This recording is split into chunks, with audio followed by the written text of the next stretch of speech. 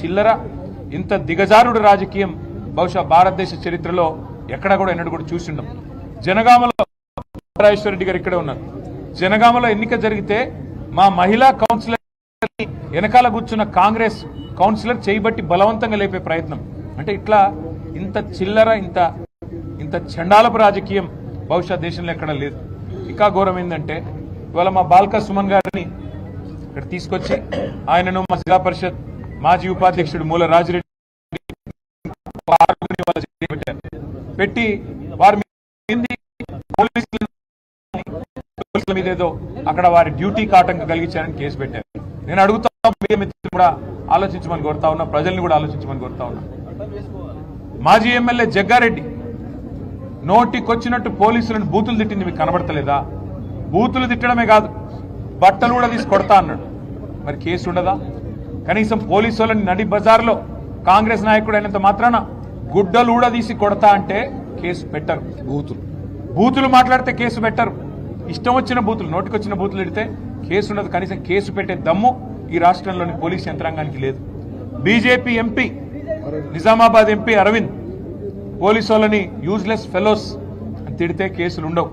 కానీ ఇవాళ స్పష్టమైన అధికారం, స్పష్టమైన మెజారిటీ క్యాతన్పల్లి మున్సిపాలిటీలో మా పార్టీకి, మా పొత్తులో ఉన్న సిపిఐ పార్టీకి ప్రజలు ఇస్తే ఆ మెజారిటీని అపహాస్యం చేసే విధంగా స్థానిక మంత్రి గారు, అధికార యంత్రాంగం కుమ్మక్కైతే, ఎన్నికల కమిషన్ చేయాల్సిన పని ఎన్నికల కమిషన్ చేయకపోతే, చివరికి మా కార్యకర్తల ప్రజాస్వామ్యాన్ని కాపాడే ప్రయత్నం చేస్తే ఉల్టా కేసులు మా మీదే పెట్టి ఇవాళ మా నాయకులను జైల్లో పెట్టారు. ఇది రాష్ట్రం మొత్తం గమనిస్తా ఉన్నది. అంటే ఎంత లేఖి రాజకీయం, ఎంత దిగజారుడు రాజకీయం రేవంత్ రెడ్డి చేస్తా ఉన్నాడో దీన్ని బట్టి చెప్పొచ్చు. ఇది మాత్రమే కాదు, 3 కోట్ల ఆఫర్లు ఇచ్చారు మా కౌన్సిలర్లకి.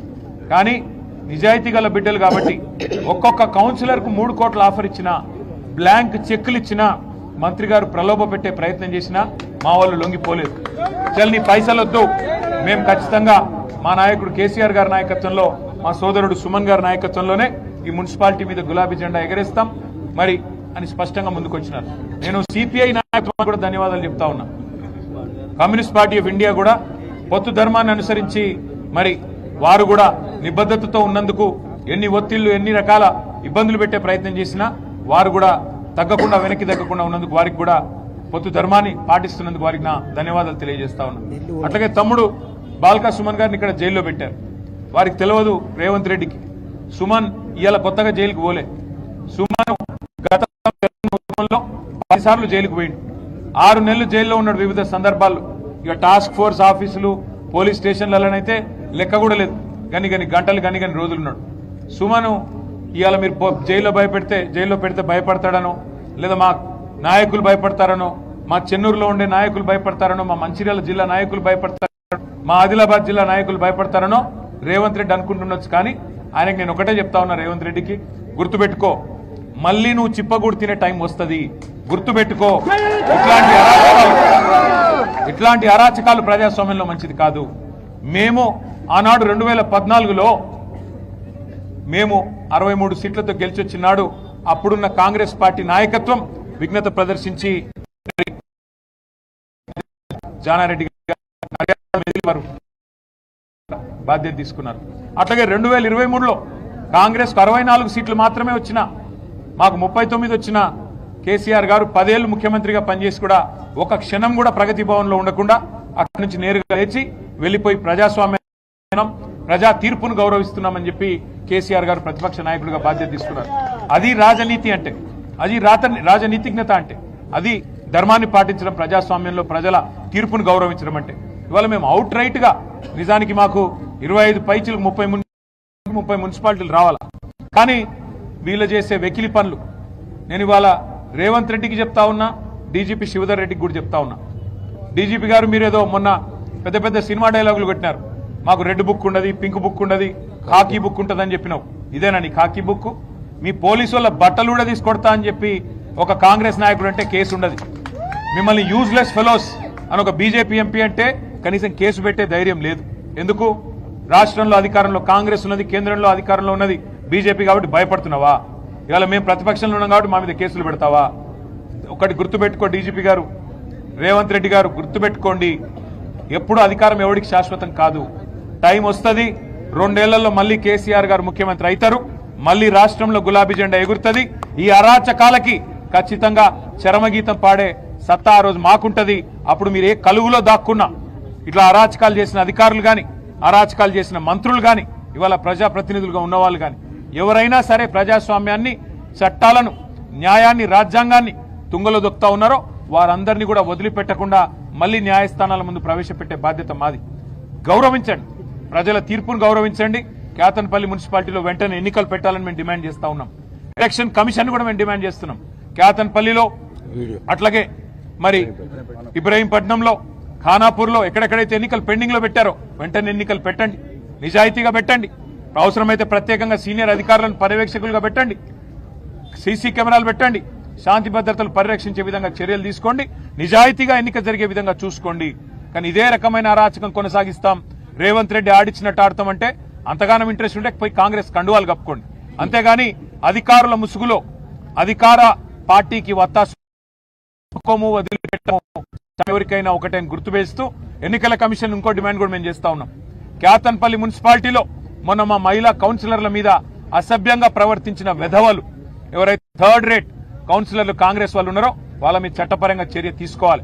ఆ కేతన్పల్లి మున్సిపాలిటీ ఏ వీడియో వాళ్ళు ఎలక్షన్ కమిషన్ షూట్ చేసినారో బయట పెట్టండి. సీసీ కెమెరాల్లో మొత్తం నిక్షిప్తం అయ్యింది. ఎవరు తప్పు చేశారో వాళ్ళ మీద కేసులు పెట్టండి. తప్పు చేయని వాళ్ళ మీద కేసులు పెట్టి ఇవాళ మా కోవా లక్ష్మి గారి మీద కేసు పెట్టారు. మా ఎమ్మెల్యే గారు ఒక ఆదివాసీ బిడ్డ ఏం తప్పు చేసిందండి?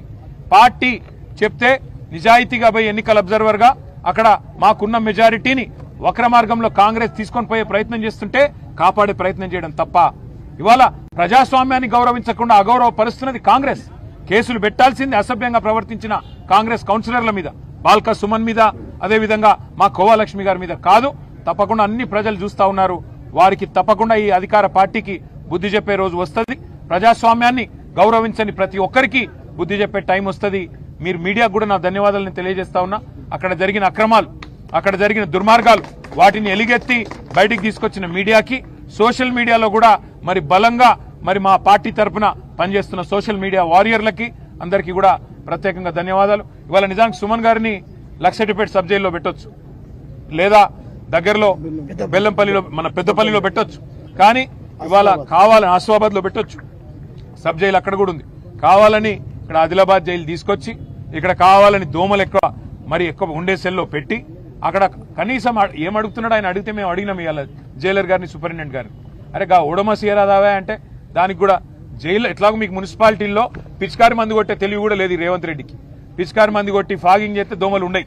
కానీ ఇలా రాష్ట్రం మొత్తం విష జ్వరాలు, జైల్లో ఉండే వాళ్ళకు కూడా జ్వరాలు రావాలా? గది కూడా చూసుకోలేరా కనీసం? అంటే ఇంత చండాలపు పరిస్థితుల్లో కావాలని ఇవాళ మా నాయకులను సతాయించే ప్రయత్నం ఏదైతే ప్రభుత్వం చేస్తుందో అన్ని గుర్తుపెట్టుకుంటాం. మిత్తితో సహా తప్పకుండా చెల్లించే బాధ్యత మాది. మా నాయకులు, మా కార్యకర్తలు కూడా ఇవాళ చాలా పెద్ద ఎత్తున తరలి వచ్చి మరి సంఘీభావం చెప్పినందుకు వారికి కూడా అందరికి కూడా హృదయపూర్వకంగా ధన్యవాదాలు తెలియజేస్తూ జై తెలంగాణ.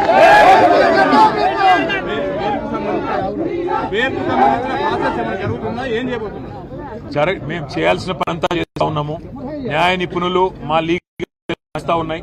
తప్పకుండా మాకు న్యాయస్థానం మీద, న్యాయ వ్యవస్థ మీద నమ్మకం ఉంది. తప్పకుండా ప్రజాస్వామ్యాన్ని కాపాడతారని నమ్ముతున్నాం. తప్పు చేసిన వాళ్ళని శిక్షించే ప్రజాస్వామ్యంలో ప్రజలు ఇచ్చిన తీర్పును అపహాస్యం చేసే విధంగా మరి మా మహిళా కౌన్సిలర్ల మీద అసభ్యంగా ప్రవర్తించారో వారి మీద చర్యలు తీసుకోండి, వారిని జైల్లో పెట్టండి, మా నాయకులను వదిలిపెట్టండి అని చెప్పి న్యాయస్థానానికి కూడా మా న్యాయవాదులు అప్పీల్ చేస్తారు. మాకు న్యాయస్థానాల మీద నమ్మకం ఉంది. తప్పకుండా న్యాయం గెలుస్తుంది.